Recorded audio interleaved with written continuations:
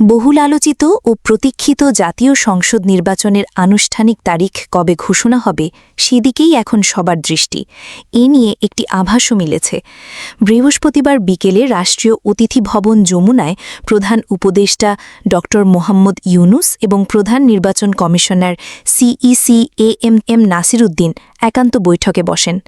যদিও বৈঠক শেষে কোনো পক্ষই গণমাধ্যমে আনুষ্ঠানিকভাবে কিছু বলেননি, তবে রাজনৈতিক বিশ্লেষকদের ধারণা এই বৈঠকই হতে পারে ভোটের সময়সূচি ঘোষণার ঠিক পূর্ব মুহূর্তের শেষ আলোচনা, অর্থাৎ ভোটের তারিখ শিগগিরই সামনে আসতে পারে।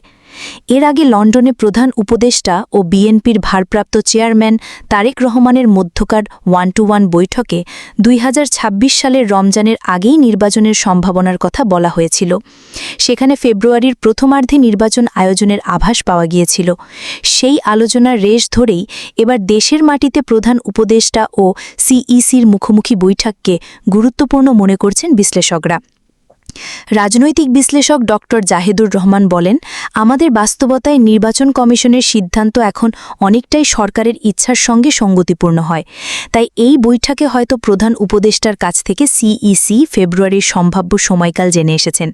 তিনি আরও জানান, ইসি ইতিমধ্যেই ডিসেম্বরের জন্য প্রস্তুতি নিচ্ছিল, তবে এখন সেই প্রস্তুতির পরিধি হয়তো ফেব্রুয়ারির দিকে প্রসারিত হচ্ছে। এখনই তারিখ ঘোষণা নাও হতে পারে, তবে ঘোষণা খুব দেরিও হবে না। ঢাকা বিশ্ববিদ্যালয়ের রাষ্ট্রবিজ্ঞান বিভাগের অধ্যাপক কাজী মোহাম্মদ মাহবুবুর রহমান বলেন, লন্ডন বৈঠকের যৌথ বিবৃতিতে ফেব্রুয়ারির বিষয়টি উঠে এসেছিল, তাই প্রধান উপদেষ্টা ও সিইসির সাম্প্রতিক বৈঠকটিও সেই আলোচনারই ফলো-আপ বলে মনে হচ্ছে। নির্বাচনের সময় ঘোষণায় সুনির্দিষ্ট কোনো তারিখ না এলেও দেশজুড়ে তৈরি হয়েছে নতুন এক প্রত্যাশা। এখনও অপেক্ষা রবিবারের, যেখানে হয়তো মিলতে পারে নির্ধারিত সেই প্রতীক্ষিত দিনটির আভাস।